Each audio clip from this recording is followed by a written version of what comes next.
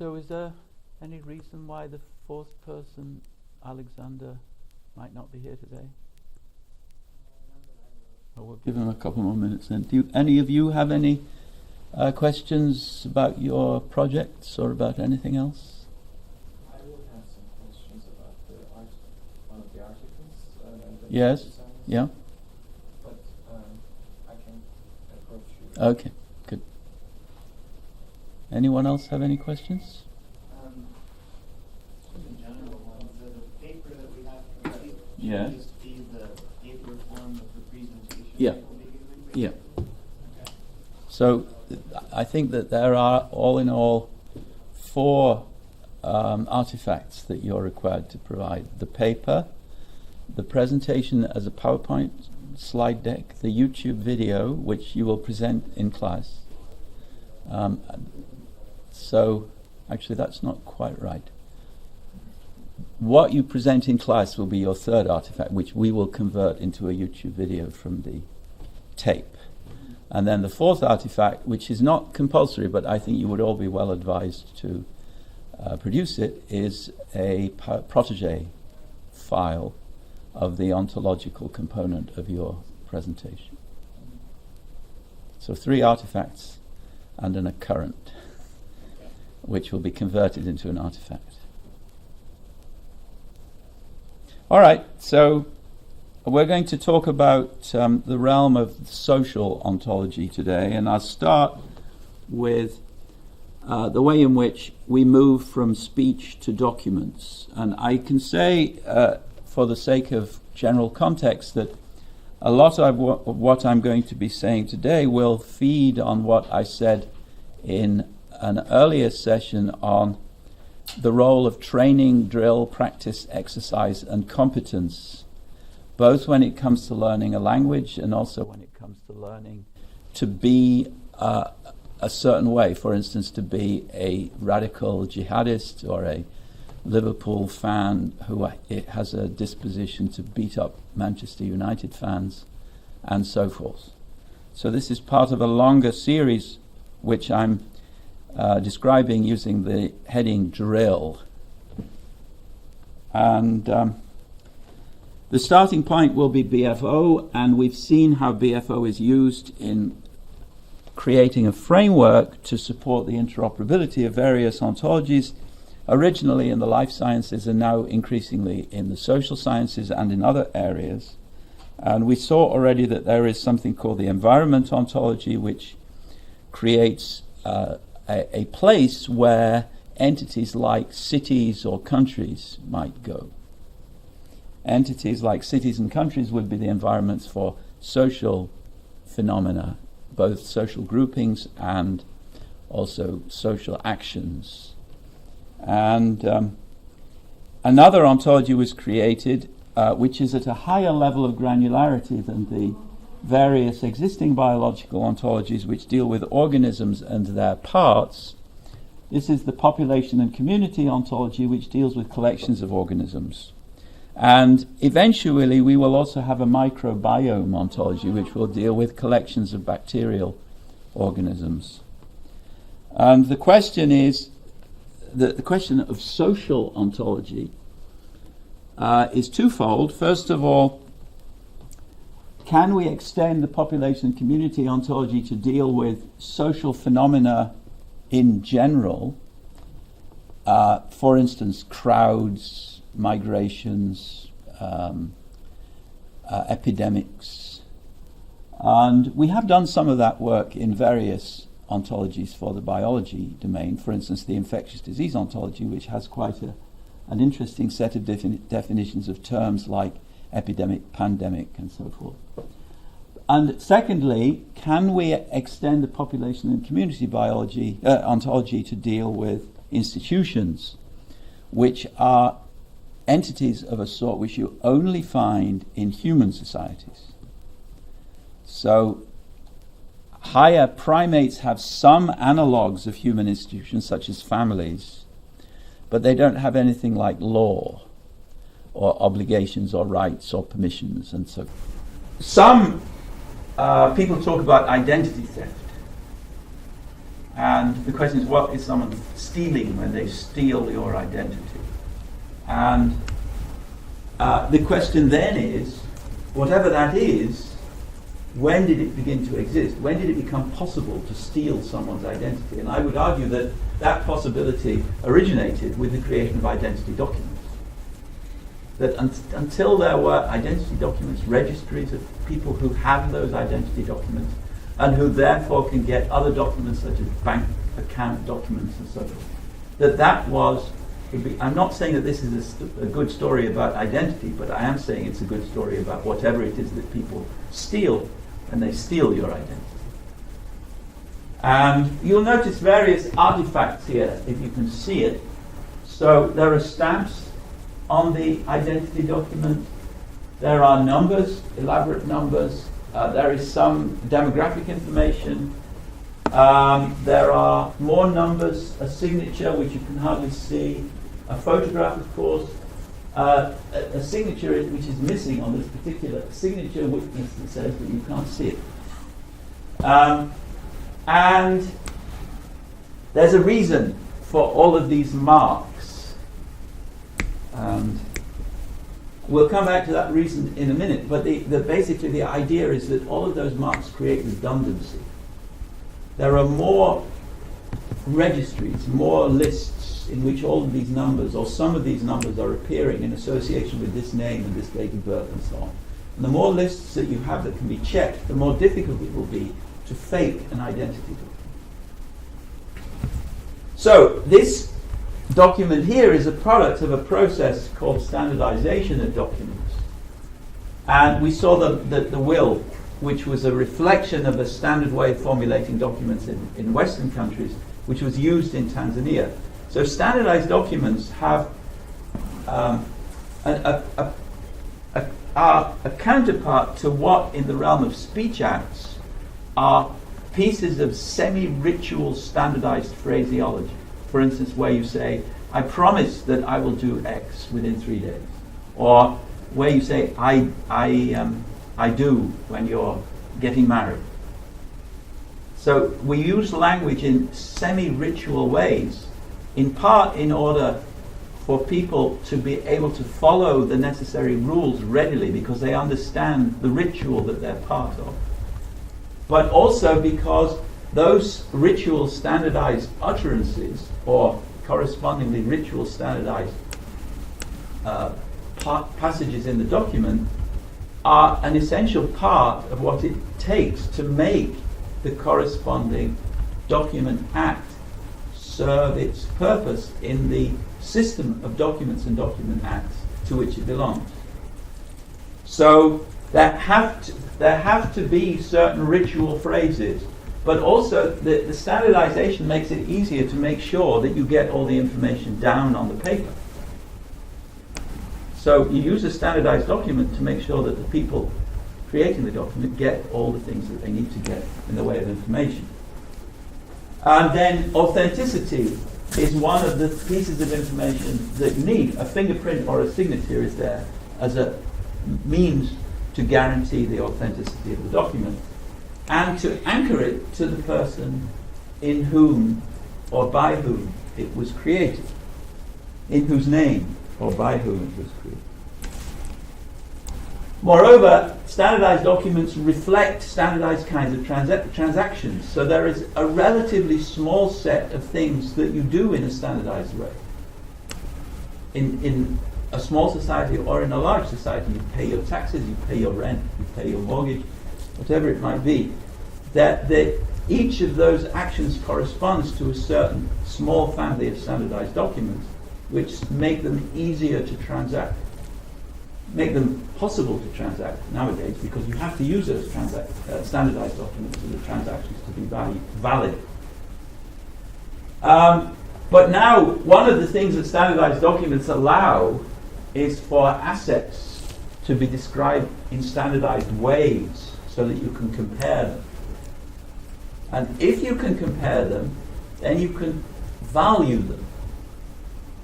So this house has documented rights to fish in the lake to which the house is attached.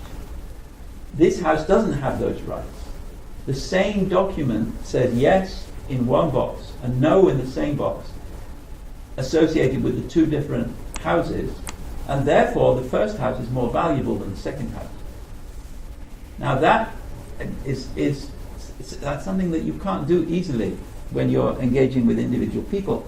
In China they're getting that, but here I can't say whether you're more valuable than him.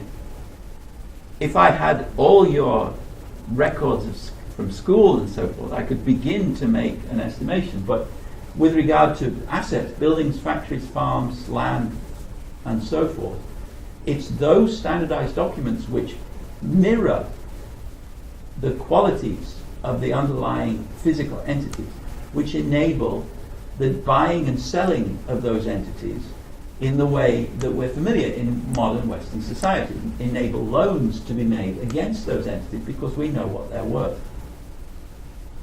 And so the whole buying and selling business with land, factories, and companies presupposes the existence of standardized representations of what their qualities are. And so this is the transition from ad hoc narratives to structured representations. So old maps used to have eagles and gigantic snakes blowing winds in the corners, and they had all kinds of icons and symbols, and they were not very useful for navigating.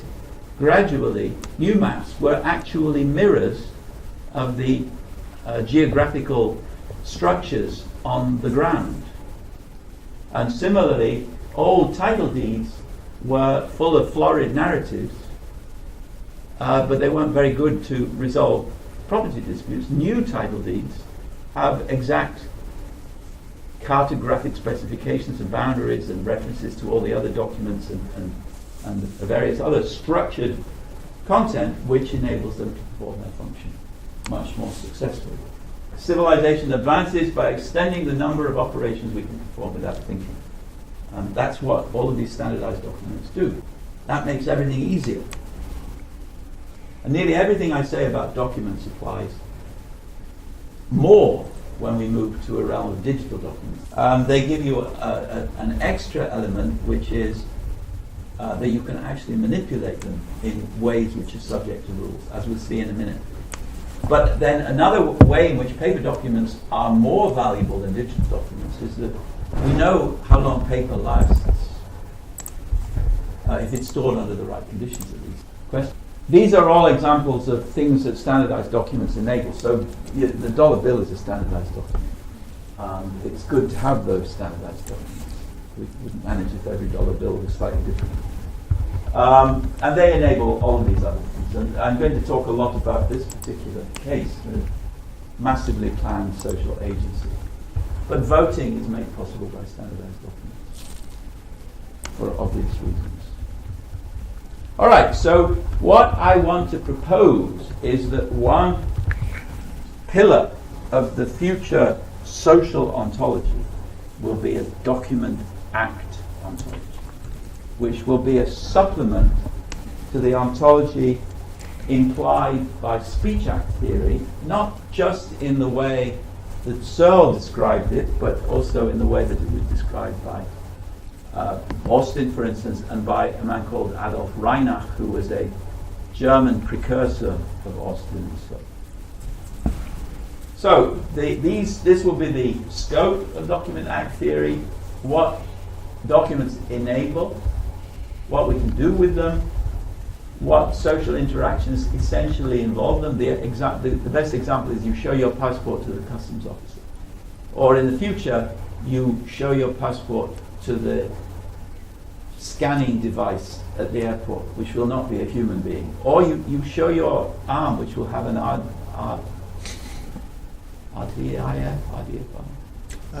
RFID chip, and you just put your arm on the scan. Or you don't even need to do that, you just walk through and the device will stop you if your chip does not satisfy it. And then the systems, the systems of documents which are crucial elements in the larger scale social systems such as marriage or property or democracy, to which those documents belong, in which they play a role.